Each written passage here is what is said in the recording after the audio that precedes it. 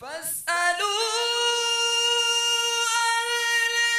الذكر إن كنتم لا تعلمون۔ تو اے لوگو علم والوں سے پوچھو اگر تمہیں علم نہ ہو۔ الحمدللہ رب العالمین والصلاة والسلام علی سید الانبیاء والمرسلین، اما بعد فاعوذ باللہ من الشیطان الرجیم، بسم اللہ الرحمن الرحیم۔ الصلاة والسلام علیک یا رسول اللہ وعلی آلک واصحابک یا حبیب اللہ۔ الصلاة والسلام علیک یا نبی اللہ وعلی آلک واصحابک یا نور اللہ۔ ٹھمٹے اسلامی بھائیوں اور مدنی چینل کے ناظرین، سلسلہ دارالافتاء اہل سنت کے ساتھ حاضر ہیں۔ آئیے کچھ اچھی اچھی نیتیں کر لیتے ہیں کہ نیت المؤمن خیر من عملہ، مومن کی نیت اس کے عمل سے بہتر ہے، کہ انشاءاللہ عز و جل اول تا آخر اس علم دین کے سلسلے کو ہم دیکھیں گے انشاءاللہ تعالی، اور اسے انتہائی توجہ کے ساتھ سنیں گے۔ اس کے ساتھ ساتھ اگر اس کی اہم باتیں تحریر کر لیں گے تو بھی انشاءاللہ تعالی بہت فائدہ ہوگا۔ جو اسلامی بھائی تحریر کرنے کی نیت کریں، جو مدنی چینل کے ناظرین اس تیاری کے ساتھ یہ سلسلہ دیکھتے ہیں کہ اس کے اندر جو بھی باتیں بتائی جائیں وہ تحریر کر لیں، تو یہ بھی نیت کر لیں کہ انشاءاللہ تبارک و تعالی جو اس میں باتیں بتائی گئی، مسائل بتائے جائیں گے، انشاءاللہ عز و جل اسے تحریر کر لوں گا، انشاءاللہ دوسروں تک بھی پہنچاؤں گا انشاءاللہ۔ یہ میرے شیخ طریقت امیر اہل سنت دامت برکاتہم العالیہ کا فیضان ہے کہ آپ کے ہی فیضان سے مبلغین اپنے سلسلوں کے بیانات کی ابتدا یہ درود پاک کی فضیلت سے کرتے ہیں۔ میں بھی درود پاک کی ایک فضیلت آپ کو سناتا ہوں۔ امام الصابرین، سید الشاکرین، سلطان المتوکلین، جناب رحمت للعالمین صلی اللہ تعالی علیہ وسلم کا فرمان دل نشین ہے کہ جبریل علیہ السلام نے مجھ سے عرض کی کہ رب تعالیٰ فرماتا ہے کہ اے محمد صلی اللہ تعالی علیہ وسلم، کیا تم اس بات پر راضی نہیں کہ تمہارا امتی تم پر ایک بار درود بھیجے، میں اس پر 10 رحمتیں نازل کروں، اور آپ کی امت میں سے جو کوئی ایک سلام بھیجے میں اس پر 10 سلام بھیجوں۔ صلو علی الحبیب صلی اللہ تعالی علی محمد وعلی آلہ وصحبہ وبارک وسلم۔ میٹھے میٹھے اسلامی بھائیوں، سلسلہ دارالافتاء اہل سنت کا ہے، اور اس میں ہم دارالافتاء کے اسلامی بھائیوں سے مسائل پوچھتے ہیں، اور اس کے متعلق سوالات کا ہمارا یہ سلسلہ ہوتا ہے، ان کے جوابات ہوتے ہیں۔ آج کا جو ہمارا ٹاپک ہے وہ ہے محرمات کا بیان۔ کس کا بیان؟ محرمات کا بیان۔ اب آپ سوچ رہے ہوں گے کہ بھائی محرم تو ہم نے مہینے کا نام سنا ہے، اچھا بعض جو حاجی ہوں گے وہ کہیں گے ہاں ہم نے سنا ہوا ہے کہ محرم کسے کہتے ہیں، تو آخر یہ محرمات یہ کون سے والے ہیں؟ آئیے ہم انشاءاللہ تبارک و تعالی سوالات کی ابتدا کرتے ہیں۔ کیا فرماتے ہیں کہ سلسلہ آج کا ہے محرمات کا بیان۔ سب سے پہلے اس سے کیا مراد ہے، اور قرآن و حدیث کے اندر اس حوالے سے ہمارے پاس کیا رہنمائی ہمیں ملتی ہے؟ الحمدللہ رب العالمین والصلاة والسلام علی سید الانبیاء والمرسلین۔ محرمات، جی، اس کا لغوی معنی ہے وہ چیزیں کہ جن کو حرام قرار دیا گیا ہے۔ ٹھیک ہے۔ اور یہاں پر جب ہم، چونکہ پچھلا سلسلہ ہمارا نکاح کے حوالے سے چل رہا ہے، تو جب ہم اس سیکوینس کے مطابق جب یہ لفظ کا استعمال کریں گے یا کرتے ہیں تو اس کا معنی ہوتا ہے وہ عورتیں جن کے ساتھ ایک مسلمان کا نکاح حرام ہے۔ ٹھیک ہے۔ وہ عورتیں جن سے ایک مسلمان نکاح نہیں کر سکتا، ان عورتوں کو محرمہ ان کی جمع کو محرمات کہا جاتا ہے۔ تو آج کے سلسلے میں انشاءاللہ عز و جل ہم ان عورتوں کا کچھ بیان سنیں گے کہ جن سے ایک شخص نکاح نہیں کر سکتا، شریعت مطہرہ نے ان سے نکاح کو حرام قرار دیا ہے۔ اچھا، یہاں میں یہ عرض کرتا ہوں، یہ جو میں نے بتایا تھا کہ یہ محرم ہے، یہ محرم ہے، اس کا بھی تھوڑا بتا دیں گے؟ یہ دو الگ چیزیں ہیں، اور یہ تیسری الگ۔ جیسے ماہ محرم الحرام، ٹھیک ہے، ٹھیک ہے، ایسے مسجد حرام. صحیح. تو یہاں پر اس بات کو ذہن نشین فرما لیں کہ حرام کا جو لفظ ہے نا جی جی یہ تعظیم کے معنوں میں بھی استعمال ہوتا ہے. حرمت کے لفظ. حرمت جس میں حرمت عظمت، یہ حرمت عظمت جیسے حرمت رسول، صحیح. عظمت رسول ان معنوں میں استعمال ہوتا ہے. تو محرم الحرام. ٹھیک ہے. تو محرم الحرام میں چونکہ جنگ و جدال وغیرہ یہ سب چیزیں منع تھیں صحیح. اور زمانے جاہلیت میں بھی اس مہینے کا ادب و احترام کیا جاتا تھا. صحیح. تو اس بنا پر اس کی تعظیم کے سبب اس کا نام محرم الحرام رکھا گیا. مسجد حرام جو کہا جاتا ہے تو وہ مسجد جو حرمت والی مسجد ہے اس لیے اس کو مسجد حرام کہا جاتا ہے. تو اسی طرح یہاں پر شریعت مطہرہ نے کچھ عورتوں کے حوالے سے مردوں پر حرمت کا حکم لگا دیا. ٹھیک ہے. تو اب یہاں پہ کہ وہ اس سے حرمت شادی نہیں بمانے کر سکتے. ناجائز، حرام ہونا جو ہمارا لغوی معنی استعمال ہوتا ہے حرام ہونا. ٹھیک. تو یہاں محرمات سے مراد وہ عورتیں ہیں کہ جن سے نکاح نہیں ہو سکتا. صحیح. اور قرآن و احادیث میں اس کی تفصیلاً اللہ تبارک و تعالیٰ نے بیان فرمایا. احادیث کریمہ میں رسول اکرم صلی اللہ تعالیٰ علیہ وسلم نے نشاندہی فرمائی، وضاحت فرمائی. تو اللہ تبارک و تعالیٰ قرآن پاک سورہ نساء کی آیت نمبر 22، 23، 24 میں ان عورتوں کا بیان فرما رہا ہے جن سے ایک مسلمان مرد نکاح نہیں کر سکتا. اللہ تبارک و تعالیٰ نے ان عورتوں کا بیان فرمایا کہ جن عورتوں سے کسی مرد کے باپ نے نکاح کیا. مثلا والد صاحب نے ایک عورت سے نکاح کیا جو اس کی سیکنڈ مدر، جس کو کہا جاتا ہے سوتیلی ماں. تو سوتیلی ماں سے نکاح حرام. تو ارشاد فرمایا گیا وَلَا تَنْكِحُوا مَا نَكَحَ آبَاؤُكُم مِّنَ النِّسَاءِ، یعنی ان عورتوں سے نکاح نہ کرو جن سے تمہارے باپ دادا نے نکاح کیا ہو. إِلَّا مَا قَدْ سَلَفَ، مگر جو گزر چکا. إِنَّهُ كَانَ فَاحِشَةً وَمَقْتًا، بے شک یہ بے حیائی اور غضب کا کام ہے. وَسَاءَ سَبِيلًا، اور بہت بری راہ. تو زمانے جاہلیت میں اس قسم کی عورتیں کہ جن عورتوں سے کسی شخص کے باپ نے نکاح کیا تھا جو سگی ماں نہیں تھی، سوتیلی ماں تھی.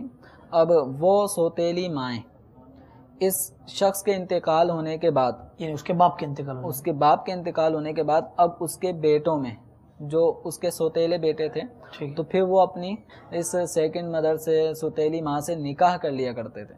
تو جن عورتوں سے باپوں نے نکاح کر لیا اب وہ چاہے دوسری، تیسری، چوتھی، 4 تک کی اجازت شریعت مطہرہ نے شرائط کے ساتھ دی ہے. تو اگر کسی نے متعدد شادیاں کی ہوں تو ان عورتوں سے نکاح نہیں کر سکتا.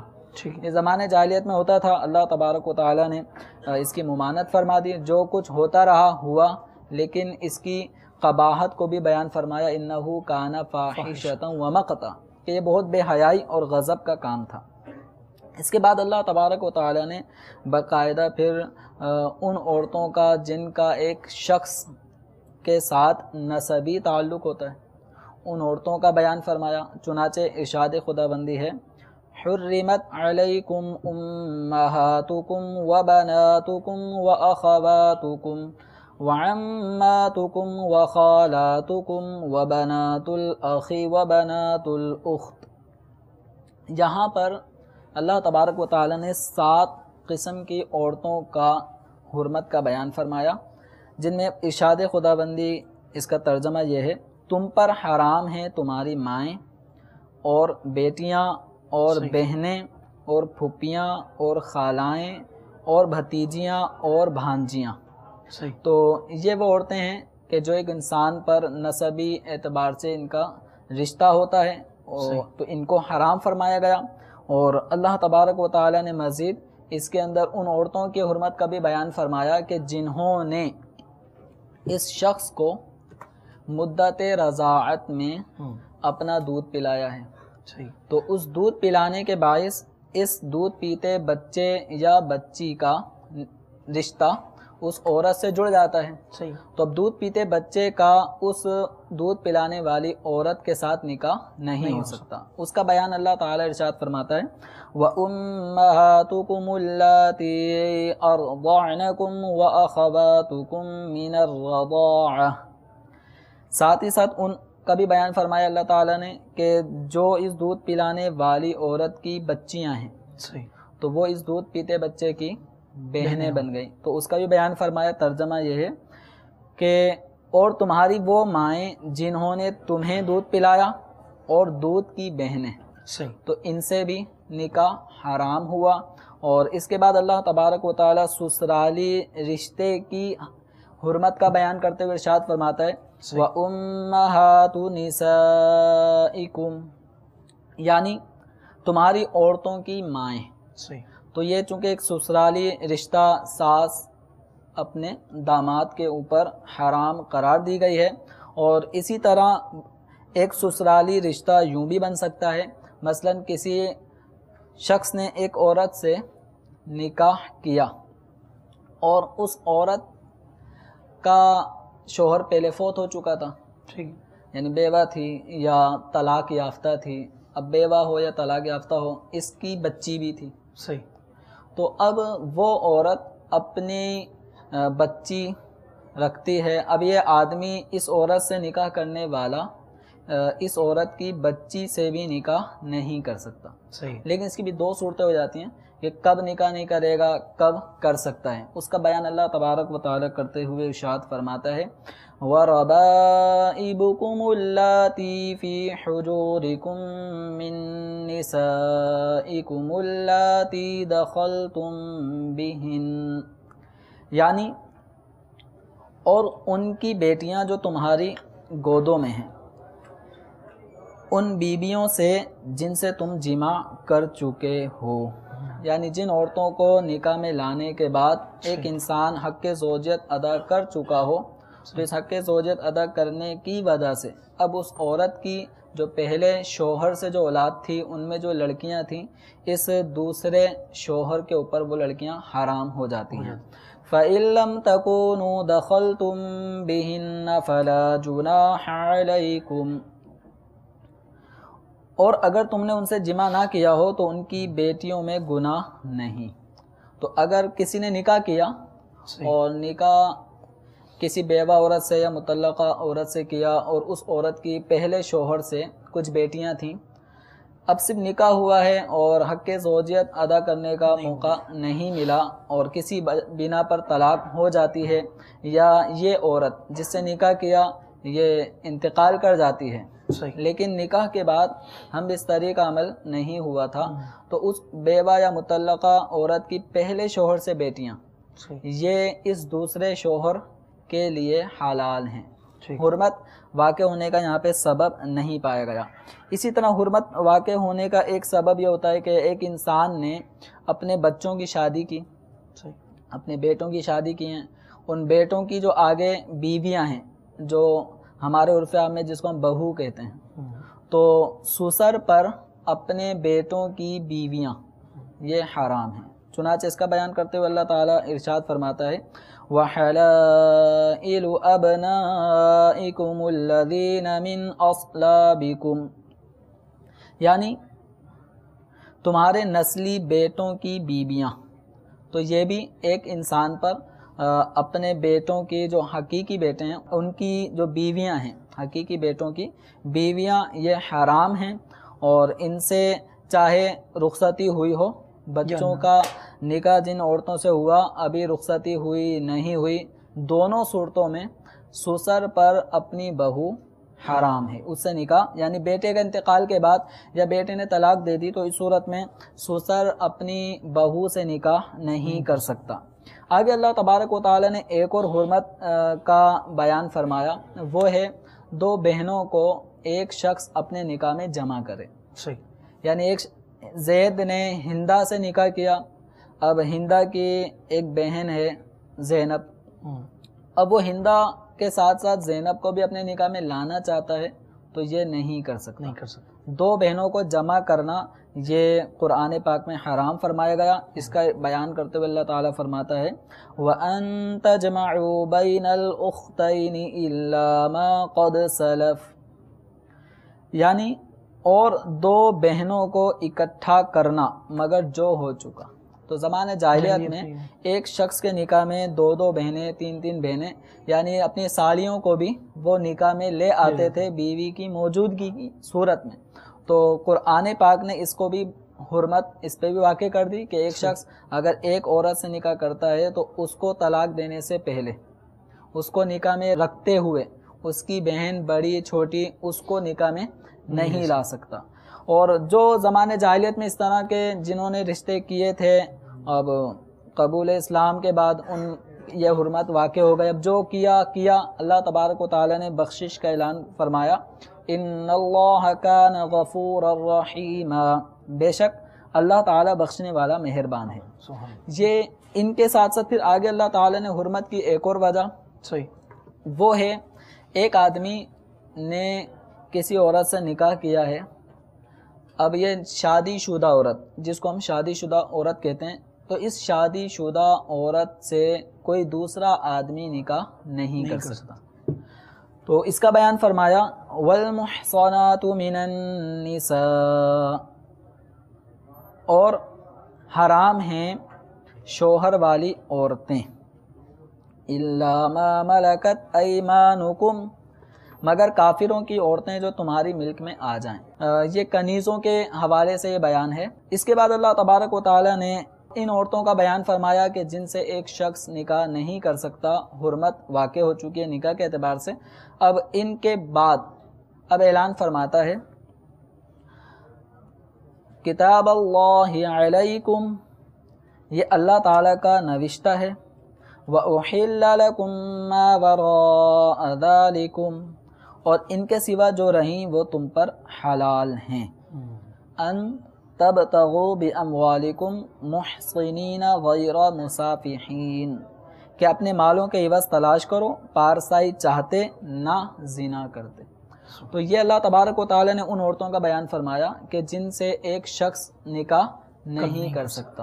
اچھا حضور دیکھیے، میں اس بات کو دوبارہ دہرا دیتا ہوں، مدنی چینل کے ناظرین بھی توجہ سنیں، یہاں موجود اسلامی بھائی بھی توجہ سنیں، اور حضور کوئی اس میں اگر کوئی میری غلطی ہو تو آپ یہ ارشاد فرمائے گا۔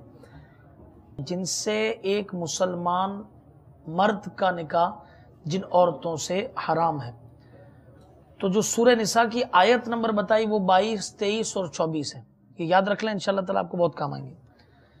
اچھا، سب سے پہلا ارشاد فرمایا وہ سوتیلی ماں ہے، کہ باپ نے جس عورت سے نکاح کیا ہو، وہ اس کے نکاح میں آ گئی ہو، وہ سوتیلی ماں ہو گئی ہماری، اس سے نکاح نہیں ہو سکتا۔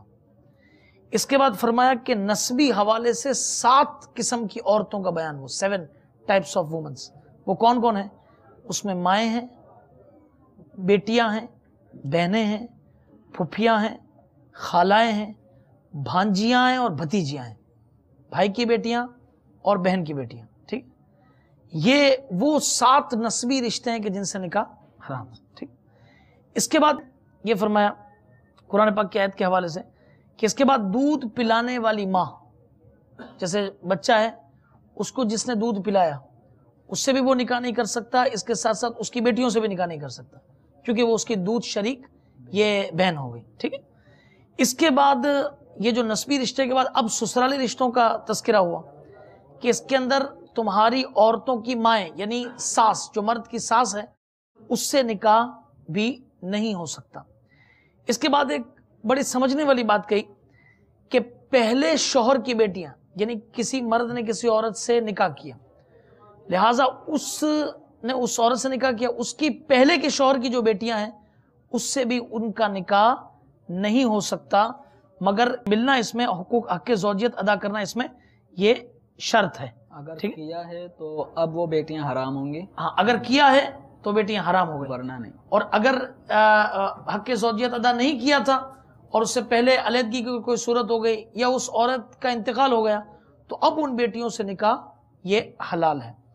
اس کے بعد یہ کہا کہ اسی طریقے سے سسر، یہ اپنے ایک سسر جو ہے یہ اپنی بہوؤں سے نکاح نہیں کر سکتا، اس کے اندر حق زوجیت ادا کرنے کی کوئی شرط نہیں، چاہے صرف نکاح ہوا ہو، چاہے رخصتی ہوئی ہو نہ ہوئی ہو، اس کے بعد وہ کبھی اپنی ان بہوؤں سے نکاح نہیں کر سکتا۔ اسی طریقے سے اس کے بعد فرمایا کہ دو بہنیں یہ ایک وقت کے اندر جمع نہیں ہو سکتی، اور آخر میں یہ ارشاد فرمایا کہ شادی شدہ عورت، یہ جو ایک شادی شدہ عورت ہو اس سے دوسرا مرد جو ہے وہ نکاح نہیں کر سکتا، سوائے اس کے کہ وہ کافر عورت کہ جس نے اس کفر کو چھوڑ کر وہ اسلام میں آ گئی ہو، لہٰذا اس کے احکامات کے حوالے سے یہ بات ہوئی۔ تو اس کے علاوہ اور جتنی عورتیں ہیں ان سے نکاح درست ہے۔ یہی ہے جی، اب اس کے اندر مزید کچھ عورتوں کا بیان اور بھی رہ جاتا ہے۔ جی جی تو اس ٹاپک کو کہ محرمات میں کون کون سی عورتیں شامل ہیں، صحیح، تو بہار شریعت کی روشنی میں اس کا تذکرہ مزید اور خلاصے کے ساتھ کرتا ہوں صحیح، کہ محرمات ان عورتوں کو کہا جاتا ہے کہ جن سے نکاح حرام ہے، اور کسی عورت کے مرد کے اوپر نکاح کے حوالے سے حرام ہونے کے چند اسباب ہیں۔ صحیح، یہ تو ان میں سے پہلا سبب ہے حرمت نسب، صحیح، یعنی نسب کے اعتبار سے، خونی رشتے کے اعتبار سے ایک شخص پر کون سی عورتیں حرام ہیں۔ تو اسباب حرمت کے مختلف ہیں۔ تو پہلا سبب جو قرآن پاک نے بھی حرمت علیکم امہاتکم اس کے ذریعے سے بیان فرمایا، تو اس کے اندر ہے حرمت نسب، جن سے ایک آدمی کا خونی رشتہ ہے۔ تو ان میں سب سے پہلے ماں، پھر بیٹی، بہن، ٹھیک، اس کے بعد پھر ہیں پھوپھی، خالہ اور بھتیجی، بھانجی۔ تو یہ 7 وہ عورتیں ہیں کہ جن سے ایک شخص کا نسبی تعلق ہوتا ہے، خونی رشتہ ہوتا ہے، ماں کے خون سے یہ بچے کی ولادت ہوتی ہے۔ پھر بہنیں بھی، اس کی بیٹیاں اس کے خون سے پیدا ہوتی ہیں، بہنیں بھی، بہنوں میں بھی وہی خون ہے جو ماں باپ کا اس کے اندر ہے۔ تو اس طرح یہ بھتیجیاں، بھانجیاں، یہ بھی اسی طرح ان کا بلڈ تعلق ہوتا ہے۔ ہاں، تو اس حوالے سے یہ نسبی حرمت ہوئی۔ ٹھیک ہے، اب نسبی حرمت کے اندر مزید کچھ اور تفصیل بھی ہے، جیسے یہاں پہ بیان کیا گیا ماں حرام ہے، تو دادی اور نانی یہ ماں میں داخل ہے۔ ٹھیک، ماں حرام ہوئی، یعنی جن عورتوں سے یہ پیدا ہوا ان میں سب سے فرسٹ ماں ہوتی ہے۔ صحیح ہے، تو ماں کے آگے جتنی مائیں ہیں، دادیاں، جن سے اس آدمی کا پیدائش کا سبب بنا، صحیح، تو اب اس کے اندر ماں، دادیاں، نانیاں، یہ اوپر تک جتنی ہوئی سب جتنی ہوئی سب ہو جائیں حرام گی۔ ہو۔ اچھا، دوسری چیز ہے بیٹی۔ تو بیٹی کے اندر ایک تو ایک انسان کی اپنی سگی بیٹی ہوتی ہے، اس بیٹی کے حکم میں پوتی بھی شامل ہو جائے گی جو اس کے بیٹے کی بیٹی ہے۔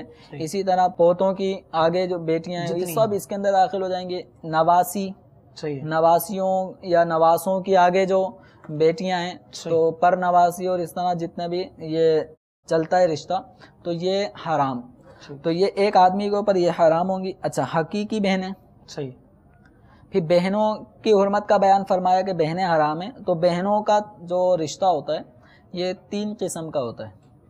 ایک ہوتا ہے کہ سگی بہنیں جس کو ہم کہتے ہیں نا، ماں اور باپ ایک ہوں، لڑکے اور لڑکی کے ماں باپ ایک ہی ہیں جس کو ہم سگی بہن کہتے ہیں، تو یہ بھی حرام ہے۔ اچھا، والد صاحب نے 2 شادیاں کی ہیں، بسا اوقات یہ بھی ہوتا ہے، اور ہمارے پنجاب سائڈ پہ اندرون سندھ میں بکثرت 2 3 شادیاں کیے ہوئے لوگ ہوتے ہیں۔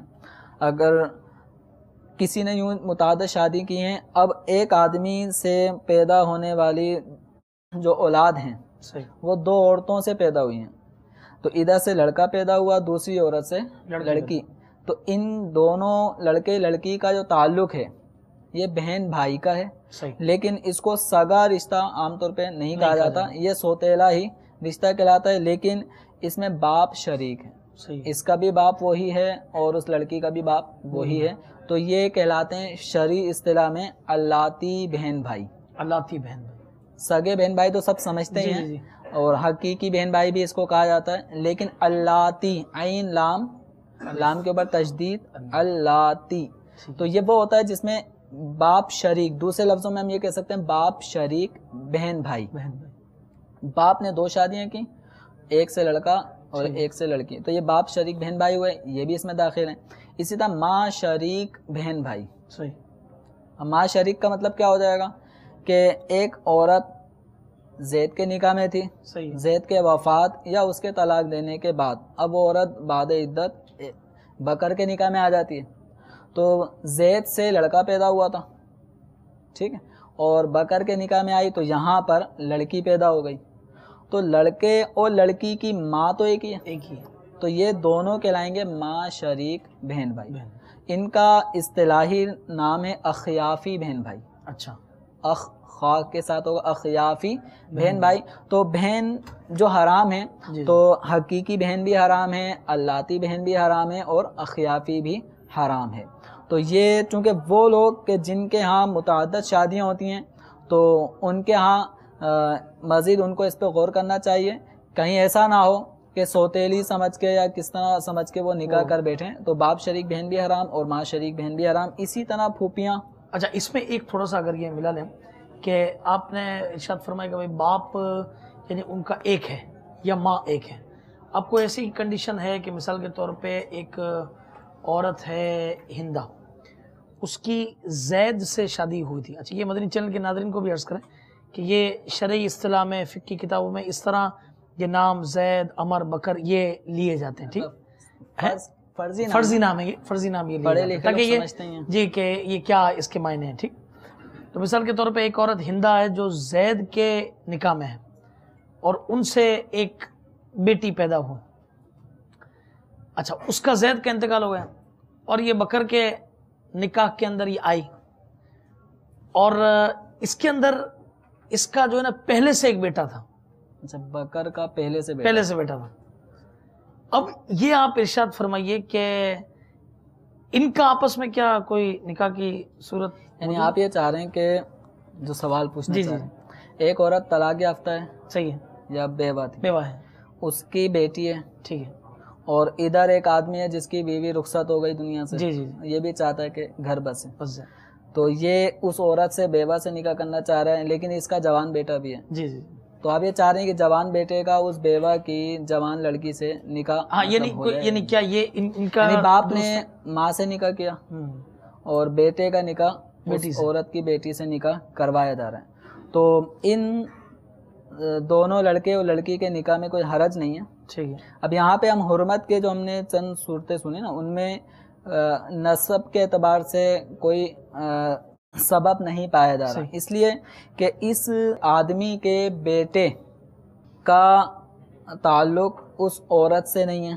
جس سے باپ نکاح کر رہا ہے، چونکہ وہ اس کی حقیقی ماں نہیں ہے، ماں نہیں ہے، ٹھیک ہے، اور یہ پیدا ہوا ہے، اس کے الگ ماں باپ ہیں، صحیح ہے، وہ جو لڑکی تھی اس کی ماں بھی الگ ہے، باپ بھی الگ ہے، تو اب یہ دونوں آپس میں اگر نکاح کرتے ہیں تو حرمت کا کوئی سبب نہ اخیافی بہن بھائی ہیں، نہ اللاتی بہن بھائی ہیں، نہ حقیقی بہن بھائی ہیں، ہاں اسلامی بہن بھائی تھے ہاں اور ہیں، نکاح کے بعد اب یہ میاں بیوی ہو جائیں گے، یعنی وہ اس کی ماں تو اس سے تو نکاح نہیں ہو سکتا، کیونکہ آپ نے فرمایا نا کہ بھائی ماں سے نکاح نہیں ہوگا، سکتا، کیونکہ باپ نے جن عورتوں سے نکاح کر لیا ٹھیک ہے، ان عورتوں سے بیٹا نکاح نہیں کر سکتا، جن سے بیٹے نے نکاح کر لیا اس سے باپ نکاح نہیں کر سکتا، لیکن اس طرح نکاح کی جو صورت آپ نے سوال پوچھی ہے تو یوں ہو سکتا ہے، اس مثال میں اگر بیوہ کا لڑکا ہو اور اس شخص کی بیٹی ہو تو ان کا بھی آپس میں نکاح ہو سکتا ہے، یعنی دو شادیاں کر لیں، باپ بھی اپنی شادی کرے اور بیٹی کی بھی شادی کروا دیں، ٹھیک ہے، دو خاندان بس جائیں گے۔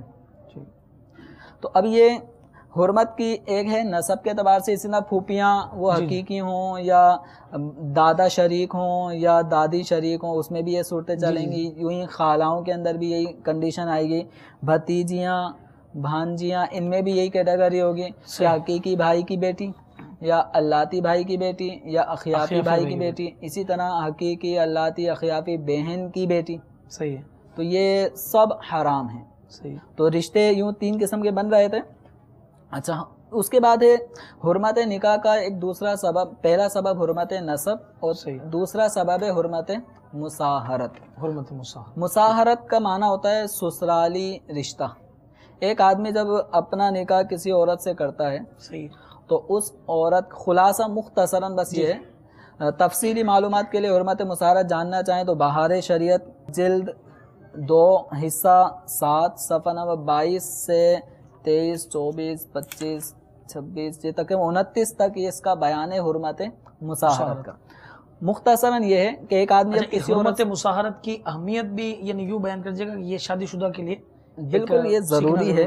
تو حرمت مساہرت یعنی سسرالی رشتہ جو نکاح کی وجہ سے یا قائم مقام نکاح کوئی اور کام ہو جائے اس کی وجہ سے پیدا ہوتا ہے. نارملی نکاح کی وجہ سے پیدا ہوتا ہے. ایک آدمی جب کسی عورت سے نکاح کرتا ہے تو اس نکاح کی وجہ سے اس عورت کی ماں، دادی، نانی، یہ سب اوپر تک اس آدمی پہ حرام ہو جاتی ہیں. صحیح. اچھا نیچے اس عورت کی جو بیٹیاں ہیں اور یہ اس کی پھر صورت تو وہ حرام ہو جاتی ہیں. اس عورت سے جس سے یہ نکاح کر رہا ہے اس عورت سے جو بھی اولادیں پیدا ہوں گی تو وہ اس آدمی کے اوپر حرام ہو جاتی ہیں. تو یہ حرمت مساہرت ہے. اور شادی شدہ حضرات بالخصوص اس حرمت مساہرت کے ٹاپک کو بہار شریعت سے ضرور پڑھیں اور ان میں جو مسائل ہیں اگر وہ مسائل آپ کو پیچیدہ لگیں تو اس کی تفصیل معلوم کرنے کے لیے دارالفتاء اہل سنت سے رجوع فرمائیں تو انشاءاللہ کافی حد تک سیکھنے کو ملے گا. اور اس کے اندر احتیاطی پہلو بہت زیادہ ہیں. صحیح. تو بس اوقات ایسے معاملات ہو جاتے ہیں کہ جس میں حرمت مساہرت واقع ہو جاتی ہے اور بالکل بھی خبر نہیں ہوتی. اور یاد رکھیں کہ شرعی مسائل میں جہالت مسلمانوں کے شہر میں رہتے ہوئے جہالت معتبر نہیں ہے. کوئی یہ نہیں کہے گا کہ مجھے پتہ نہیں تھا. پتہ ہو یا نہ ہو شرعی احکام بالکل واضح ہیں اور آپ مسلمانوں کے ملک میں مسلمانوں کے شہر صوبے میں رہ رہے ہیں تو اب یہ ان شرعی مسائل سے جہالت معتبر نہیں ہوگی. تو حرمت مساہرت کا بیان پڑھیں. اور تیسری حرمت کی جو وجہ ہے وہ ہے جمع بین المحارم. دو محرم عورتوں کو ایک شخص اپنے نکاح میں جمع نہیں کر سکتا تو اس کا نام ہے جمع بین الاختین، جمع بین المحارم. تو اس کے اندر قرآن پاک میں تو دو بہنوں کا تذکرہ فرمایا گیا کہ دو بہنوں کو ایک آدمی اپنے نکاح میں جمع نہیں کر سکتا. احادیث کریمہ میں اس میں مزید اس کی وضاحت فرمائی گئی اور فرمایا گیا کہ ایک آدمی اپنی بیوی کی پھوپھی سے نکاح نہ کرے، بیوی کو ساتھ ساتھ. اسی طرح اپنی بیوی کی خالہ سے نکاح نہ کرے. اسی طرح یہ فرمایا گیا کہ کوئی آدمی اپنی بیوی کی بھانجی سے نکاح نہ کرے، اپنی بیوی کی بھتیجی سے نکاح نہ کرے بیوی کے ہوتے ہوئے. اب اس کے اندر بھی فقہاء کرام نے اس کی وضاحت فرمائی. اب ایک قانون ہمیں عطا فرمایا آسان کہ کن دو عورتوں کو کوئی شخص ایک ساتھ نکاح میں نہیں لا سکتا. ٹھیک ہے. قاعدہ کلیہ یہ دیا گیا کہ اب دو عورتیں ہیں، اب ایک زید چاہتا ہے کہ میں ان دونوں کو اپنے نکاح میں لاؤں کہ دو کی اجازت ہے. صحیح ہے. تین کی بھی اجازت ہے. اب یہ لانا چاہ رہا ہے تو اب اس کو اس قاعدے کو ذہن میں رکھنا پڑے گا کہ یہ دو عورتیں ان کا آپس میں اگر ایسا رشتہ ہو، اگر ایسا رشتہ بنے کہ ایک کو لڑکا فرض کریں اور دوسری کو لڑکی، ٹھیک ہے، تو ان دونوں کا نکاح نہ ہو سکے. ٹھیک ہے. جیسے دو بہنیں ہیں، اگر ایک بہن کو ہم بھائی فرض کر لیتے ہیں صحیح تو بہن بھائی ہو گئے. بہن بھائی کا نکاح ہو سکتا ہے؟ نہیں ہو سکتا. نہیں ہو سکتا. ٹھیک. تو ان دو بہنوں کو جمع نہیں کر سکتا اپنے نکاح میں. اسی طرح پھوپھی اور بھتیجی لینا. بھتیجی.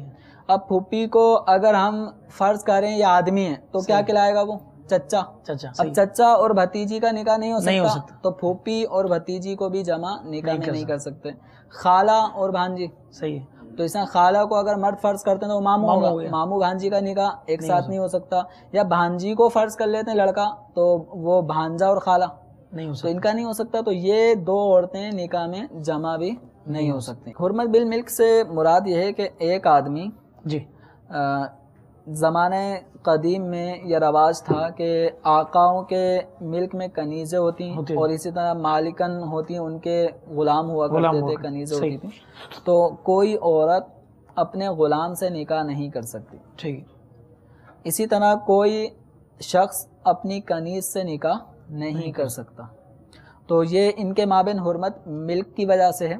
اچھا اس کے بعد ایک اور حرمت کی وجہ ہے حرمت بالشرک. صحیح. شرک کے اس عظیم اور سخت گناہ میں جو مبتلا ہے مشرک، مشرکہ، تو مشرکہ عورت سے بھی کسی مسلمان کا نکاح نہیں ہو سکتا. اللہ تبارک و تعالی نے ارشاد فرمایا وَلَا تَنْكِحُوا الْمُشْرِكَاتِ حَتَّى يُؤْمِنْ. صحیح. یعنی مشرک عورتوں سے نکاح نہ کرو. تو شرک کی وجہ سے بھی ایک عورت ایک مسلمان کے نکاح میں نہیں آ سکتی. اچھا ایک اور حرمت کی وجہ ہے کہ آزاد عورت اگر کسی کے نکاح میں ہے تو وہ کنیز کو اس آزاد عورت کے نکاح میں ہوتے ہوئے اب دوسرا نکاح وہ کنیز سے کرے تو کنیز سے نکاح کرنا درست نہیں. جب تک آزاد عورت اس کے نکاح میں ہے یہ کنیز سے نکاح نہیں کر سکتا. یہ پہلے زمانے کی باتیں ہیں لیکن چونکہ معلومات میں اضافہ ہونا چاہیے.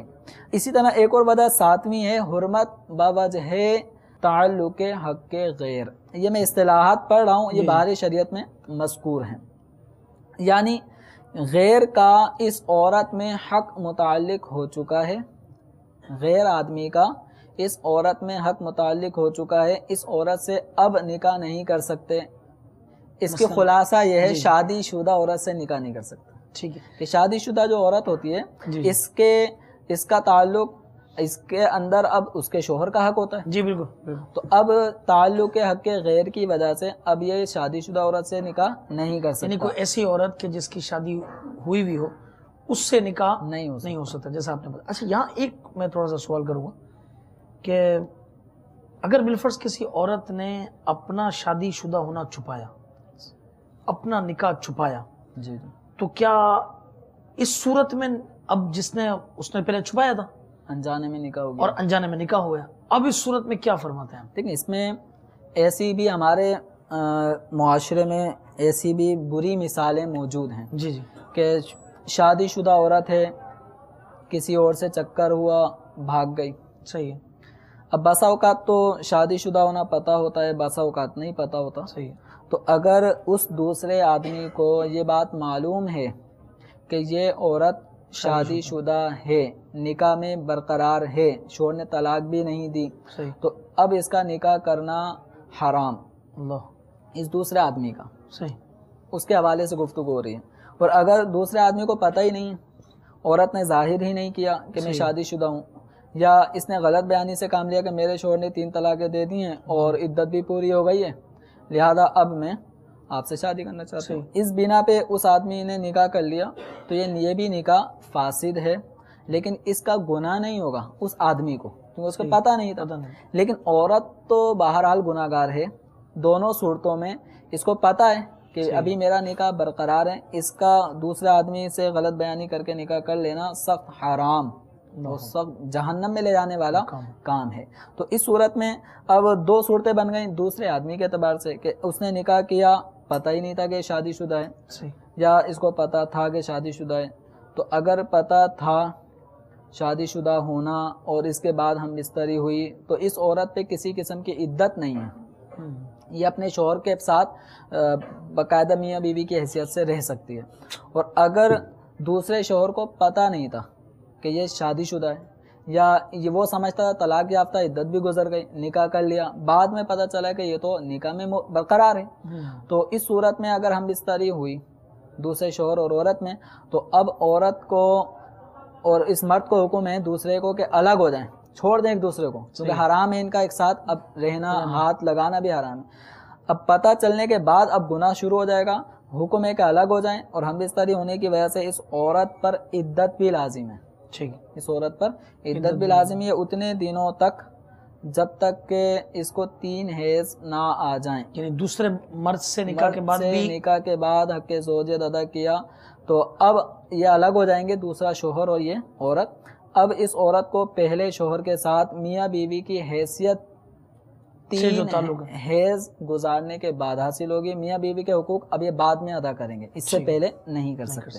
حرمت کی ایک اور وجہ ہے حرمت متعلق بعدد، یعنی تعداد کے اعتبار سے بھی نکاح کی ایک حرمت اور رینج رکھی گئی ہے کہ ایک آدمی زیادہ سے زیادہ 4 عورتوں سے نکاح کر سکتا ہے. 4 سے زیادہ عورتیں ایک وقت میں نکاح میں نہیں لا سکتا. مثلا 4 شادیاں کر چکا ہے، 5ویں کی خواہش ہے، تو 5ویں سے شادی کرنا چاہتا ہے تو یہ 5ویں عورت سے شادی نہیں ہوگی. بالکل آپ نے صحیح فرمایا. اچھا یہاں پر آج کل حضرت ایک ایسا معاملہ چل پڑا ہے کہ وہ قرآن پاک کی ہے، اس کا ترجمہ یہ ہے کہ 2 3 4 جو تمہارا دل بھائے. تو اب قرآن کو نہ سمجھنے والوں نے جو ہے نا وہ ان کو کیا کیا کہ پلس کر دیے، وہ کہا 2 اور 2 4 اور یہ 3 3 6 تو یہ 10 اور 4 4 معاذ اللہ 18 شادیوں کی اجازت. ایسا کوئی ہے؟ ایسا نہیں ہے. اس بالکل کامن سینس کی بات ہے. جیسے ہم کسی کو مثال کے طور پہ کہیں یا 2 دے دیں, صحیح ہے, 2 3 دے دیں, 4 تو اس کا مطلب یہ نہیں ہوتا کہ ہم تعداد بڑھاتے جائیں, صحیح ہے, 2 اور 2 4 پھر 3 اور 3 6. تو یہ اس طرح نہیں ہوتا. تو یہاں پر بھی یہی ہے کہ 2 کا مطلب ہے کہ ایک وقت میں 2 عورتیں, 3 ایک وقت میں 3 عورتیں, 4 ایک وقت میں 4 عورتیں. صحیح. تو اس کے علاوہ 5ویں کو اگر وہ نکاح میں لانا چاہتا ہے تو اجازت نہیں. اور ایک اور حرمت کی وجہ ہے حرمت رضاعت, دودھ کا رشتہ. جی جی. تو یہ حرمت کے 9 اسباب ہیں جن کی وجہ سے ایک عورت ایک آدمی کے اوپر حرام ہوتی ہے. ٹھیک ہے, تو اسباب پورے ہو گئے حضرت حرمت رضاعت, اسباب حرمت کا بیان ہو گیا, یہ مکمل ہو گئے. اچھا, اب آپ کچھ کالز دے دیں تاکہ اس کو جو ہے نا مزید ہم انشاءاللہ تبارک و تعالی لے سکیں. مدنی چینل کے ناظرین سے گزارش ہے کہ اگر اس معاملے میں آپ کو کچھ سمجھ نہ آئے تو آپ ای میل darulifta@dawatislami.net اس پہ آپ اپنا سوال پوچھ سکتے ہیں کہ ٹھیک ہے بھائی, سلسلے میں, کیونکہ دیکھیے یہ ایک اہم موضوع ہے اور اتنی آسانی سے ایک ہی بار سن کر یہ سمجھ آ جائے یہ کچھ مشکل لگتا ہے. لہٰذا اگر آپ اس کے اندر آپ کو کوئی سوال پیدا ہو آپ اسے لکھ لیں اور یہ آپ اس ای میل ایڈریس darulifta@dawatislami.net پہ آپ میل کر دیں, انشاءاللہ تبارک و تعالیٰ آپ کو اس کا جواب بھیج دیا جائے گا انشاءاللہ عز و جل. جی کال سنا دیں. صلو علی الحبیب صلی اللہ تعالی محمد صلی اللہ علیہ وسلم. السلام علیکم ورحمۃ اللہ وبرکاتہ. وعلیکم السلام ورحمۃ اللہ وبرکاتہ. عابد حسین گوجرا سے عرض کر رہا ہوں. میرا سوال ہے کہ مرد ایک ساتھ 2 بہنیں اور بیوی کی خالہ کو نکاح میں کیوں نہیں رکھ سکتا؟ مرد ایک ساتھ 2 بہنوں اور بیوی کی خالہ کو نکاح میں کیوں نہیں رکھ سکتا؟ ٹھیک ہے, دوسرے کال سنا دیں. السلام علیکم ورحمۃ اللہ وبرکاتہ. وعلیکم السلام ورحمۃ اللہ وبرکاتہ. سر میرا سوال یہ ہے کہ جو لڑکے یا لڑکیاں کورٹ میرج کرتے ہیں کیا ان کا نکاح جائز ہے؟ اور اس کے بارے میں رہنمائی فرما دیں کہ اگر یہ جائز نہیں ہے تو دوبارہ نکاح کرنے کی کیا صورت ہے؟ اس میں گواہ جو ہے رشتہ دار ہونا لازمی ہے.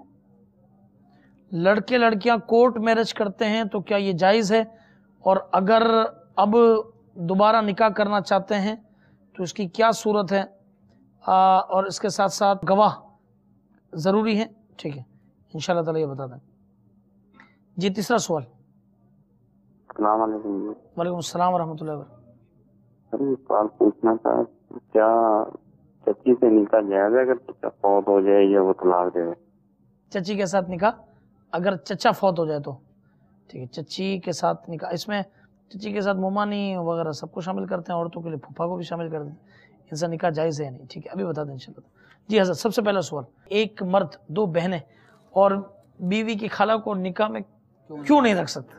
چلیے کیوں نہیں رکھ سکتا؟ اس کے لیے ہمارے ساحل محترم کو درس نظامی کرنا پڑے گا. اچھا, درس اچھا بھائی 8 سال کے لیے درس نظامی کے اندر جو ہے نا وہ مسائل کی حکمتیں, ان کی علتیں کی وجہ وجوہات بیان کی جاتی ہیں. مختصراً یہ ہے کہ آپ نے دیکھا ہوگا کہ ایک شخص کا نکاح ہوتا ہے ایک عورت سے, اب وہ چاہتا ہے دوسری عورت بھی اپنے نکاح میں لائے. ان 2 عورتوں کو کیا کہتے ہیں آپس میں؟ وہ سوکن. ٹھیک ہے, سوکنوں کی دشمنی, حسد, بڑے قصے, چونکہ ان کا شوہر ایک ہی ہے. صحیح, ہر ایک یہ چاہتی ہے کہ شوہر کی محبت مجھے زیادہ ملے. اس حوالے سے بسا اوقات ناانصافی دوسری عورت کے ساتھ ایک عورت کر جاتی ہے. صحیح بات. اس طرح کیا ہوگا, 2 عورتوں کا آپس میں تناؤ ہر وقت رہتا ہے اللہ ماشاء اللہ. ٹھیک, تو اب معاملہ یہ ہے کہ ایک آدمی 2 بہنوں کو نکاح میں لا کر دونوں بہنوں کو کیا بنا رہا ہے؟ اپوزیشن میں. ٹھیک ہے, ایک دوسرے کی اپوزٹ چلے گی اور اس طرح آپس میں ان کا کیا ہوا, ایک جو ان 2 بہنوں کا جو آپس کا رشتہ تھا, حقیقی رشتہ, وہ اس ایک شخص کے نکاح میں آنے کے بعد اب وہ سوکن ہونے کی وجہ سے متاثر ہوگا. اس طرح خالہ اور بھانجی ہو گئی, پھوپھی اور بھتیجی ہو گئی. تو اس طرح جب 2 عورتیں اس طرح کی نکاح میں آتی ہیں تو ان کے جو حقیقی رشتے میں فرق پڑتا ہے. ٹھیک ہے, تو اس وجہ سے ان رشتوں کو منع کیا گیا کہ یوں 2 بہنیں یا پھوپھی بھتیجی خالہ بھانجی نکاح میں جمع نہ کی جائے, کہ یہ 2 کو جمع کرنا ان 2 عورتوں کے مابین ایک فساد کی جڑ بن جائے گی۔ تو شریعت مطالعہ کے احکام میں بہت حکمتیں ہیں اور اس بنا پہ ان کو حرمت کا حکم ان میں رکھا گیا۔ مزید اب یہ جتنے بھی اسباب حرمت تھے ان کی کیا وہ وجوہات تھیں، کیا حکمتیں تھیں، تو سائل محترم کو پھر دوبارہ ترغیب ہے کہ درس نظامی کر لیجئے، انشاءاللہ یہ ساری چیزوں کی حکمتیں بھی پتہ چل جائیں گی انشاءاللہ۔ اور دوسرا دیکھیے شریعت کا حکم چاہے ہمیں اس کی حکمت پتہ ہو یا نہ ہو، ہم نے اسے اوبے کرنا ہے، ہم نے اسے ماننا ہے، ٹھیک ہے، کہ ہمارا کام ایمان لانا ہے، ٹھیک ہے۔ ہاں ضرور ہر نیک کام کے اندر حکمت کچھ نہ کچھ ہے، مگر یہ کہ وہ فرض سے پہلے سنتیں 4 ہی کیوں رکھی گئیں، اس سے پہلے 2 ہی کیوں رکھی گئیں، وتر 3 ہی کیوں ہیں، تو ابھی ہر حکمت پتہ ہونا ضروری بھی نہیں ہے، ہمارا کام ماننا ہے، ٹھیک ہے۔ البتہ یہ ضرور ہے کہ جب علم دین حاصل کیا جاتا ہے تو پھر وہاں پر ان چیزوں کی وجوہات کرم ہے کہ اپنے قوانین اور اپنے احکام کی حکمتیں ہم پر ظاہر فرما دیتا فرما دیتا ہے، بالکل چونکہ دین اسلام میں کوئی بھی حکم، کوئی بھی قانون وہ عقل کے متضاد نہیں ہے، متضاد نہیں، ٹھیک ہے۔ ایسا نہیں ہے کہ عقل یہ چاہتی تھی حکم کچھ اور آ گیا، عین حکمت کے مطابق احکام شرع ہیں۔ اب یہ الگ بات ہے کہ ہمیں اس کی حکمت پتہ نہ چلے تو یہ ہمارا اپنا قصور ہے۔ اب بچہ، اس کو ایک مثال دیتا ہوں، بچہ اپنی ماں سے چھری مانگ رہا ہے، ماں سبزی کاٹ رہی ہے اور بچہ اپنی ماں سے چھری مانگ رہا ہے، ماں نہیں دے رہی، بچہ رو رہا ہے، صحیح، ٹھیک ہے۔ اب بچے کو حکمت سمجھ میں نہیں آ رہی کہ ماں کیوں نہیں دے رہی، صحیح، آپ کو مجھے سمجھ میں آ رہی ہے، ٹھیک۔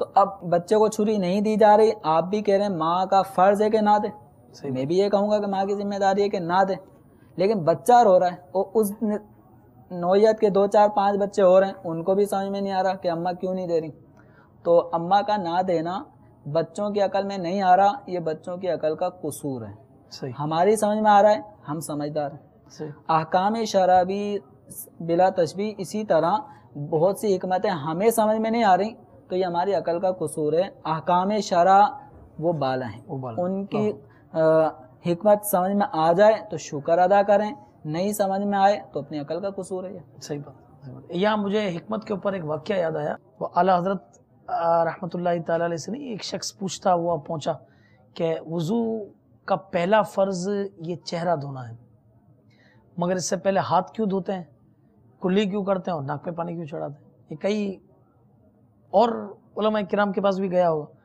انہوں نے کہا ہوگا کہ یہ سنت ہے، اس پر عمل کیا جائے۔ اس نے کہا حکمت کیا ہے؟ خیر یہ برا بھلا کہتے ہوئے سب دیندار لوگوں کو یہ اعلیٰ حضرت کے پاس پہنچا۔ اس وقت اعلیٰ حضرت رحمۃ اللہ تعالیٰ علیہ گھر سے یا مسجد کے دروازے سے باہر نکل رہے تھے۔ اس نے کہا میرا ایک بڑا اہم سوال ہے، کوئی جواب اس کا نہیں دے سکا ہے، آپ اس کا جواب دیجیے۔ آپ نے فرمایا سوال پوچھو۔ تو اس نے کہا نہیں، میرے تو کئی لوگ جواب نہیں دے سکے، آپ بھی جو ہے نا وہ تسلی سے بیٹھ کے سنیں، میرا یہ سوال سنیں اور پھر مجھے بتائیں۔ آپ نے فرمایا سوال بتا دو، اگر آتا ہوگا تو بتا دوں گا، نہیں آتا ہوگا تو پھر تسلی سے کتابیں دیکھ کر بتا دیں گے۔ تو اس نے اپنا سوال بتایا کہ پہلا فرض یہ وضو کے اندر چہرہ دھونا ہے، مگر اس سے پہلے ہاتھ کیوں دھوتے ہیں، کلی کیوں کرتے ہیں، ناک میں پانی کیوں چڑھاتے ہیں؟ تو اعلیٰ حضرت رحمۃ اللہ تعالیٰ نے ارشاد فرمایا کہ یہ تو بہت آسان معاملہ ہے کہ جس پانی سے وضو کیا جائے اس کی 3 چیزیں درست ہونا ضروری ہے۔ پہلی اس کا کلر، اس کا رنگ، دوسرا اس کا ذائقہ، اس کا ٹیسٹ، اور تیسرا اس کی خوشبو، اس کی اسمیل۔ تو یہ تینوں چیزیں درست ہوں تو پھر وضو شروع ہوتا ہے۔ تو کہا جب بندہ مومن ہاتھ دھوتا ہے تو پانی کا رنگ سامنے آ جاتا ہے، جب کلی کرتا ہے تو پانی کا ذائقہ آ جاتا ہے، اور جب ناک میں پانی ڈالتا ہے تو پانی کی خوشبو آ جاتی ہے۔ جب یہ تینوں چیزیں درست ہوئی تو اب یہ وضو شروع ہوا۔ تو یہ یوں سمجھے کہ یہ علم کے حصے ہیں کہ جس چیز کو اللہ تبارک و تعالیٰ اس کی حکمتیں عطا فرما دے۔ اچھا دوسرا سوال حضرت یہ بڑا اہم، لڑکے اور لڑکیاں کورٹ میرج کرتے ہیں، آج تو یہ بڑا سلسلہ ہے، تو یہ آیا درست ہے یا نہیں ہے؟ اور اب کسی نے کورٹ میرج کی اور اب اس کو دوبارہ یعنی کوئی معاملہ بن گیا اس کا، دونوں کے گھر والے مان گئے، اب باقاعدہ کچھ دوبارہ نکاح کرنا چاہتے ہیں تو وہ کیا کریں، اور اس میں آیا گواہ ضروری ہے یا نہیں؟ دیکھیں اس میں یا تو پہلے اتنی آزادی نہ دیں، ٹھیک ہے، جب آزادی دی ہے لڑکے اور لڑکی کے پیچ لڑ گئے، صحیح ہے، ماں باپ کو پتہ بھی چل جاتا ہے، جی جی، تو اب ایسے میں بلا وجہ ذات پات اور دیگر چیزوں کے حوالے سے رکاوٹیں پیش کر دینا لڑکے لڑکی کے ماں بہن، بھائی اب مسئلہ یعنی بہت آگے تک پہنچ چکا کہ میں اس کے بغیر مر جاؤں گی اور میں اس کے بغیر کچھ کر لوں گا۔ اب یہ بتائیں کہ اس صورت میں یعنی ماں باپ کو کوئی حکمت عملی کیا اختیار کرنے کا؟ اس میں دیکھیں اب یہ ہے کہ اگر آپ عزت کے ساتھ نہیں کریں گے نا صحیح تو جو ساحل نے سوال کیا کورٹ میرج کا وہ سہارا لیں گے، پھر آپ کو پسند آئے نہ آئے، لوگوں میں عزت اچھلی، بے عزت ہوئے، عزت کے ساتھ ہی اب نکاح کرنے میں ہی عافیت ہے، کیونکہ ابھی آپ نے جو کیا اس کا پھل بھگتنا پڑ رہا، آزادی کا نتیجہ۔ اچھا آپ کی بات سے کسی کو یہ لگے ماں باپ کو کہ دیکھو یہ تو جو ہے نا وہ یہ تو ان کو بس ان کو پکا وہ کر رہے ہیں، ان کو اس کے حق میں ہم نہیں ہیں۔ صحیح مسئلہ یہ ہے کہ ایک شخص کے پاؤں میں زخم ہوا اور اس نے اس کا علاج نہیں کرایا، صحیح بات وہ گل سڑ گیا، انگوٹھا کٹے گا، تو اب میں جو انگوٹھا کٹنے کا یا ڈاکٹر جو انگوٹھا کٹنے کا مشورہ دے گا تو وہ کیا خوشی کے ساتھ دے رہا ہے؟ نہیں دے آپ کے کیے کا پھل ہے، تو آزادی دی ہے تو وہ اس نہج تک پہنچ گئے۔ اب آپ کہیں کہ نہیں ہم شادی نہیں کرنے دیں گے تو اب اور بڑھ کے گناہ کریں گے، تو عافیت اسی میں ان کا نکاح کر دیں، یا تو پہلے سے پابندی جو شریعت کے حکام ہے کہ لڑکی گھر میں رہے، چار دیواری کے اندر رہے، اس پردے میں رہے، اس پہ عمل کرائیں۔ اور الحمدللہ عزت دار خاندان کی لڑکیاں اس طرح بھاگتی نہیں بھاگتی، جو پردے دار خواتین ہیں وہ بھاگتی نہیں ہیں۔ صحیح۔ بہرحال اگر ایسا نکاح کورٹ میرج ہو گیا تو اس میں یہ ہے کہ اگر لڑکی کا کفو ہے، ہم پلہ ہم سر برابر، مال کے اعتبار سے، نسب حسب کے اعتبار سے، کاروبار اس اعتبار سے، اس میں اور بھی بہت ساری چیزیں آ جاتی ہیں، تو جن چیزوں کا شریعت نے کفو ہونے میں اعتبار کیا ہے، اگر وہ لڑکا عورت کے مساوی ہے یا اس سے ہائی لیول کا ہے اور لڑکی نے پھر یہ غلطی کر لی کہ کورٹ میرج یعنی اپنے ماں باپ کی اجازت کے بغیر نکاح کر لیا تو نکاح ہو گیا، اگرچہ یہ عورت اپنے ماں باپ کی دل آزاری کرنے کی وجہ سے گناہ گار ہوگی۔ صحیح بات۔ دوسری صورت یہ ہے کہ وہ لڑکا اس لیول کا نہیں ہے، مثلا یہ سونار کی لڑکی ہے، جدی پشتی سونار چلتے ہیں، اور لڑکا ایک موچی کا کام کرتا تھا، چھولے بیچتا تھا، صحیح، اس کا لڑکا ہے وہ، تو ان کا آپس میں کوئی جوڑ نہیں بنتا۔ صحیح۔ اسی طرح لڑکی سیدہ اور لڑکا غیر سید عام نارمل، ان کا جوڑ نسب کے اعتبار سے نہیں بنتا۔ تو اگر لڑکی نے یوں نیچلے لیول کے لڑکے سے نکاح کیا اپنے ماں باپ کی رضامندی کے بغیر تو یہ نکاح نہیں ہوا، مفتہ بھی قول کے مطابق یہ نکاح نہیں ہوا۔ اچھا ایک یہاں پر یہ کہ جیسے سید اور غیر سید یہ کورٹ میرج کرنے گئے تو ٹھیک، یہ جو آپ نے بتایا، اگر عام ایسے حالات میں کہ جیسے کسی غیر سید نے کسی سیدہ کے ساتھ پیغام بھیجا تو اس کا نکاح درست؟ اس میں اگر ماں باپ کی رضامندی ہے، ماں باپ کی رضامندی ہے تو سادات کرام کی لڑکیوں کو غیر سید اپنے نکاح میں لانا چاہتا ہے اور لڑکی سیدہ کے ماں باپ اس پہ ایگری ہیں تو کوئی مذائقہ نہیں، لیکن یہ بھاگ جانے کی صورت میں نکاح کیا نا تو اپنے سے نیچلے لیول کے لڑکے سے لڑکی نے نکاح کیا ماں باپ کی اجازت کے بغیر تو یہ نکاح، اولیاء کی اجازت کے بغیر تو یہ نکاح نہیں ہوا مفتہ بھی قول کے مطابق۔ اب دوبارہ اگر نکاح کرنا چاہتے ہیں، صحیح، تو دوبارہ نکاح کرنے میں چاہے پہلی صورت ہو یا دوسری صورت ہو، پہلی صورت جس میں لڑکی کا وہ لڑکا ہم پلہ یا اس سے اونچے لیول کا تھا تو اب یہ نکاح ہو رہا ہے، تجدید نکاح ہو رہا ہے، صحیح، تو دوبارہ تبارہ سے بارہ نکاح ہو سکتے ہیں۔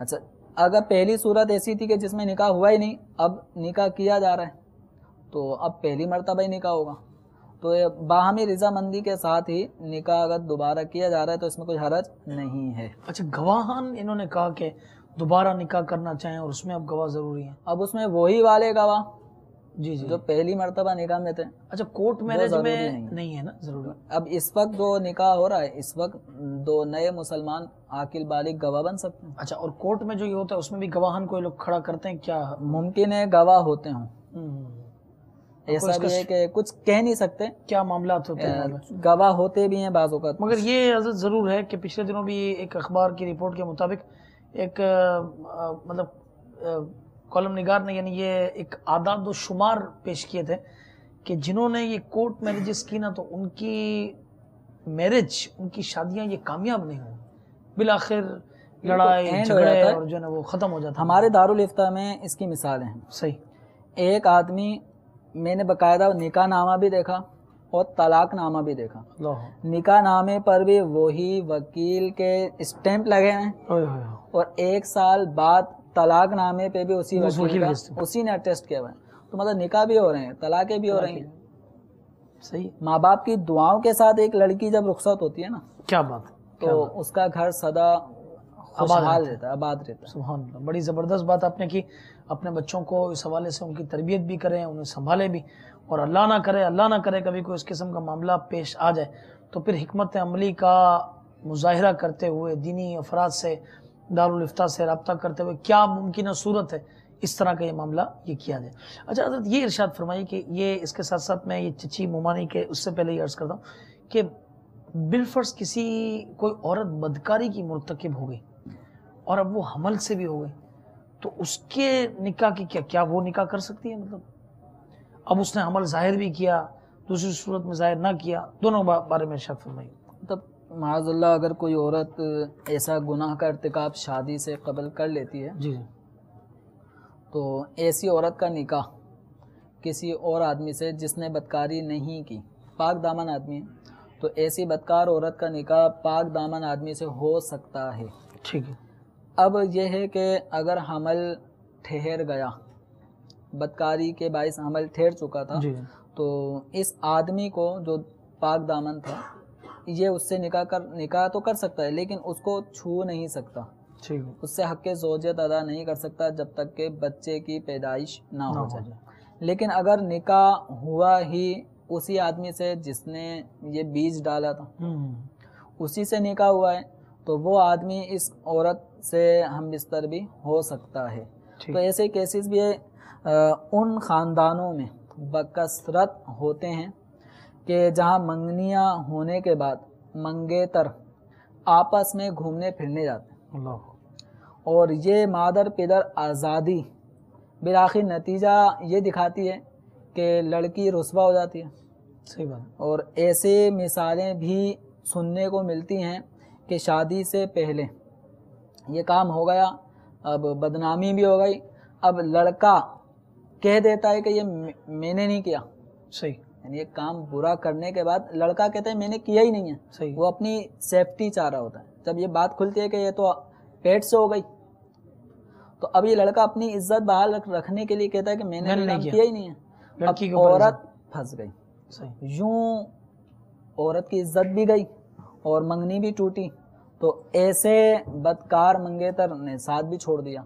تو اس طرح کرنے سے بچیں, اپنی عزت شریعت کے احکامات پہ عمل کرنے کی صورت میں ہی محفوظ رہ سکتی ہے. اور جب ہم شریعت کے احکامات سے ہٹ کے چلیں گے تو کتنے عزت دار لوگوں بے عزت ہو جاتے ہیں. تو بہرحال اگر یوں بدکاری کی مرتکب کوئی ہو جاتی ہے تو اس کا نکاح بدکار سے بھی اور غیر بدکار کسی سے بھی ہو سکتا ہے. فرق یہ ہے کہ اگر بدکاری کرنے والے سے ہوا تو وہ حمل کے دوران بھی عورت سے قربت کر سکتا ہے, اور اگر کسی اور سے ہوا تو وہ بچے کی پیدائش تک اس عورت کے قریب نہیں جائے گا. ٹھیک ہے. اب یہ آخری جو سوال ہمارے پاس آیا تھا چچی والا, تو اس میں چچی کے ساتھ مومانی بھی ایڈ کر لیں. ایسا ہو جاتا ہے کہ چچا جوانی میں فوت ہو گئے, جی جی, اب چچی بھی جوان اور بعض اوقات بھتیجے بھی جوانی ہوتے ہیں. جی, تو یوں چچی کا نکاح اس کے شوہر کے بھتیجے سے ہو سکتا ہے. شوہر کے تو یہ سگا بھتیجا نہیں ہے. صحیح ہے. ہاں, اس عورت کا اپنا جو بھائی کا لڑکا ہے, صحیح ہے, وہ سگا بھتیجا ہے. تو سگے بھتیجے سے تو ہو سکتا ہے. شوہر کا بھتیجا یہ سگا نہیں ہوتا, بلکہ چچی اور اس بھتیجے میں تو پردہ ہے. بالکل, چچی اور شوہر کے بھتیجے کے مابین پردہ ہے. تو اس پردے کی وجہ سے یعنی چونکہ ان میں حرمت نکاح کا کوئی سبب نہیں پایا گیا, یہ ایک دوسرے کے محرم نہیں ہیں, اس لیے پردے کا حکم ہے. اور چچا کے انتقال کے بعد یہ چچی جب عدت گزار لیں گی تو پھر ان کا نکاح ہو سکتا ہے. یا چچا نے طلاق دے دی تو طلاق کی عدت گزارنے کے بعد چچا کا بھتیجا وہ اس عورت کو اپنے نکاح میں لا سکتا ہے. لیکن یہاں پر مزید یہ بھی عرض کرتا چلوں, بسا اوقات ایسا ہوتا ہے دو بہنیں دو بھائیوں کے نکاح میں آتی ہیں. صحیح. اب وہ دو بہنوں کا آپس میں بہنوں کا رشتہ ہے, ان کا بھائیوں کا رشتہ ہے, لیکن اب اولاد کے اعتبار سے رشتے وہ خالہ کا ہے یا چچی کا ہے, ہاں, خالو کا ہے یا چچا کا, کیا فرق؟ تو ایسی جو چچیاں ہیں وہ تو حقیقت میں خالہ ہیں. خالہ ہیں, تو خالہ اور بھانجے کا نکاح نہیں ہو سکتا. نہیں ہو سکتا. صحیح بات. اچھا, یوں ہی مومانی بھی آ گئی. یوں ہی مومانی ماموں کی جو زوجہ ہیں وہ مومانی وہ غیر محرم ہیں. ٹھیک. ماموں کے انتقال یا ان کی طلاق کے بعد عدت گزرنے کی صورت میں اب یہ نکاح ہو سکتا ہے. پھپھا، تو پھپھا بھی ہمارے ہاں اس میں یہ وہ ان کو پتہ نہیں کیا سمجھا جاتا ہے، حالانکہ وہ بھی غیر محرم ہے. تو پھپھا پھوپھی کے انتقال کے بعد یا پھوپھی کو طلاق دینے کے بعد، طلاق کی عدت گزارنے کے بعد اب یہ پھوپھا اپنی بیوی کی بھتیجی سے نکاح کر سکتا ہے. ٹھیک ہے ٹھیک ہے. اچھا کچھ کالز ہیں تو جلد سنا دیں تاکہ اس کی مختصراً جواب دے دیں. السلام علیکم ورحمۃ اللہ وبرکاتہ. وعلیکم السلام ورحمۃ اللہ وبرکاتہ. ساؤتھ افریقہ سے مجاہد عرض کر رہا ہوں. میرا دارالفتہ کے اسلامی بھائی کی خدمت میں سوال یہ ہے کہ اگر کسی صاحب نے نکاح فرمایا اور حق مہر طے ہونے کے باوجود حق مہر کسی وجہ سے نہ دے سکے اور ان کا انتقال ہو گیا تو کیا ان کی اولاد میں سے کوئی ان کا حق مہر ادا کر سکتا ہے؟ السلام علیکم ورحمۃ اللہ وبرکاتہ. وعلیکم السلام ورحمۃ اللہ وبرکاتہ. حق مہر نہ دے سکے تھے اور اب اولاد میں سے کوئی دے سکتا ہے، میں سے کوئی دے سکتا ہے. ٹھیک ہے جی. دوسرا سوال. السلام علیکم ورحمۃ اللہ وبرکاتہ. وعلیکم السلام ورحمۃ اللہ وبرکاتہ. پہلی ماں کی بہن محرم ہے یا نہ محرم؟ السلام علیکم. سوتیلی ماں کی بہن محرم ہے یا غیر محرم؟ ٹھیک ہے ابھی بتا دیں. چلیے تیسرا سوال. السلام علیکم جی. وعلیکم السلام ورحمۃ اللہ وبرکاتہ. میرا نام دولت علی. میں یہ پوچھنا چاہتا ہوں کہ میں اپنی پھوپھی کی پوتری کا رشتہ اپنے بیٹے کے لیے لے سکتا ہوں؟ اپنی بیٹی کے ساتھ؟ ٹھیک ہے. بیٹی کے ساتھ رشتہ ہو سکتا ہے کہ نہیں؟ ٹھیک ہے ابھی بتا دیں انشاءاللہ. جی آخری سوال. السلام علیکم ورحمۃ اللہ وبرکاتہ. وعلیکم السلام ورحمۃ اللہ وبرکاتہ. میرا نام شکور خان ہے اور میرا سوال یہ ہے کہ کیا مطلب چچا بیٹی مطلب بہن سے اور ماموں بیٹی بہن سے اور پھوپھی بیٹی بہن سے شادی کر سکتے ہیں یا نہیں کرتے؟ اکثر ہمارے یہاں پر دیکھا گیا ہے کہ ان سے مطلب شادی کی جاتی ہے، تو ان سے شادی ہو سکتی ہے یا نہیں ہو سکتی ہے؟ چچا زاد، پھوپھی زاد، ماموں زاد یعنی کزن سے شادی ہو سکتی ہے کہ نہیں؟ ٹھیک ہے ٹھیک ہے ابھی بتا دیں انشاءاللہ. جی حضرت 5 سوالات اور بڑے اہم معاملات. ساؤتھ افریقہ سے مجاہد بھائی ہیں کہ حق مہر شوہر نہ دے سکا، اس کا انتقال ہو گیا، تو کیا اولاد اپنی ماں کو اس کے شوہر کے یعنی بہاف پہ حق مہر دے سکتی ہے؟ حق مہر شوہر پہ لازم تھا اور اب اس کے انتقال کی صورت میں اس کے ترکے کے مال سے پہلے اس کے قرض ادا کیے جائیں گے، تو انہیں قرضوں میں مہر بھی ہے. صحیح. تو ورثہ بیٹے بیٹی اور یہ جو بھی ورثہ ہیں، تقسیم ترکہ سے پہلے میت کے اوپر جتنے قرضے تھے صحیح وہ قرض ادا کریں گے، چاہے وہ تجارتی ہوں یا عورت کے مہر کی صورت میں ہوں. تو یہ اب ان معنوں میں بیٹے اپنی ماں کا مہر ادا کر رہے ہیں، یہ دراصل باپ کا قرضہ چکا ہے، تو یہ کر سکتے ہیں. اور دوسرا سوال، اچھا بالفرض اگر یہ ہو کہ مثال کے طور پہ وہ بیچارہ اتنا اس نے ورثہ نہیں چھوڑا کہ جس سے اس کا کوئی یہ حق مہر ادا کیا جا سکے، اب کیا ہوگا؟ اب اس صورت میں اولاد پہ لازم نہیں ہے کہ اپنی ماں کو حق مہر دے، لیکن ماں کی خوشنودی حاصل کرنے کے لیے اگر باپ کی طرف سے کوئی اولاد یہ کہنا چاہے کہ میں دے دیتا ہوں تو اس میں کوئی مذائقہ نہیں. ٹھیک ہے ٹھیک ہے. تو یہ مجاہد بھائی آپ کو آپ کے سوال کا جواب یہ مل گیا کہ جو ورثہ چھوڑا ہے اس سے پہلے کوشش کی جائے کہ ادا کیا جائے. ٹھیک ہے. سوتیلی ماں کی بہن یہ محرم ہے یا غیر محرم؟ سوتیلی ماں تو محرم ہے. ٹھیک ہے. وَلَا تَنْكِحُوا مَا نَكَحَ آبَاؤُكُمْ، جن سے تمہارے باپوں نے نکاح کر لیا ان سے نکاح مت کرو، وہ تو محرم ہے. لیکن اس کی جو آگے بہن ہے، اس کی جو آگے بھتیجیاں ہیں، اس کی جو آگے بھانجیاں ہیں، ٹھیک ہے، اس کی جو آگے بیٹی ہے. جب ہم نے یہ سنا تفصیلاً کہ بیٹی سے نکاح بیٹے کا ہو سکتا ہے، سوتیلی ماں کی بیٹی سے اس بیٹے کا نکاح ہو سکتا ہے. کب؟ جبکہ وہ بیٹی دوسرے شوہر سے. ٹھیک ہے. تو اسی طریقے سے جو اس سوتیلی ماں کی بہن ہے وہ بھی دوسرے شوہر سے ہی ہے. صحیح. ٹھیک. تو اس سے اس کا کوئی خونی یا دودھ کا رشتہ نہیں ہے، نکاح ہو سکتا ہے. بالکل ٹھیک ہے. بڑی زبردست بات آپ نے فرمائی. اچھا دولت علی بھائی یہ ہیں اپنی پھوپھی کی پوتی کا اپنے بیٹے کے ساتھ رشتہ کرنا چاہ رہے ہیں، تو پھوپھی کی پوتی کو اپنے بیٹے کے لیے لے سکتے ہیں؟ اب پھوپھی کی پوتی اور اس طرح پھر وہ لیول آ جائے گا چچا بھتیجی، اس طرح رشتہ جڑ جائے گا. تو یہ عام طور پہ ہوتا ہے کہ یوں چچا بھتیجی، وہ چچا کہتی ہوگی بچپن میں، اب وہ شوہر بننا چاہ رہا ہے. جی جی. تو چونکہ یہ حقیقی بعض اوقات یہ ہوتا ہے کہ اصل میں یہ ایج ان کی ہوتی ہے ایک، یعنی یوں سمجھے کہ ایک چچا زاد، دو چچا زاد بھائی ہیں، مگر ایک کی عمر ہے نا وہ 50 سال ہے، دوسرے کی عمر 15 سال ہے. یوں بھی ہوتا ہے. اب یہ مثال کے طور پہ 20 سال کا اس کا چچا زاد بھائی ہے، اب وہ جو دوسرا چچا زاد بھائی اس کی بیٹی 18 سال کی ہے، اب ان کا آپس میں رشتہ کروانا چاہ رہے ہیں. اس طرح یہ نکاح میں کوئی حرج نہیں ہے، کوئی حرمت کا سبب یہاں پہ نہیں پایا جا رہا. ٹھیک ہے ٹھیک ہے. شکور خان بھائی تھے، چچا زاد، پھوپھی زاد، مامو زاد یعنی کزن سے شادی، یہ درست ہے یا نہیں؟ بالکل ہو سکتی ہے، بالکل ہو سکتی ہے. میٹھے میٹھے اسلامی بھائی اور مدنی چینل کے ناظرین، اس کے ساتھ ہی ہمارے سلسلے کا وقت ختم ہوتا ہے. آپ ہمارے دوبارہ ایڈریسز نوٹ کر لیں. ہمارا ویب سائٹ کا ایڈریس ہے www.dawatislami.net کہ جس پر آپ سوالات پوچھ سکتے ہیں.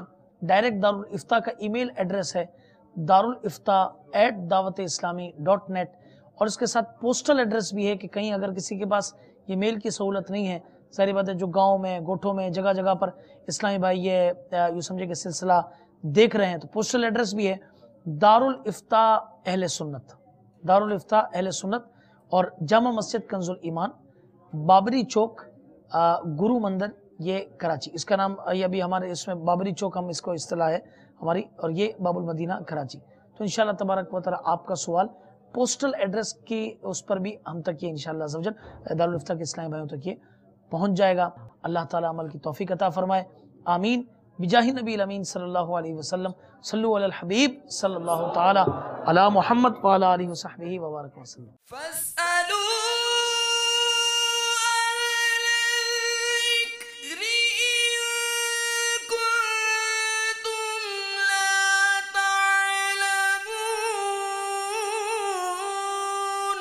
تو اے لوگو، علم والوں سے پوچھو اگر تمہیں علم نہ ہو.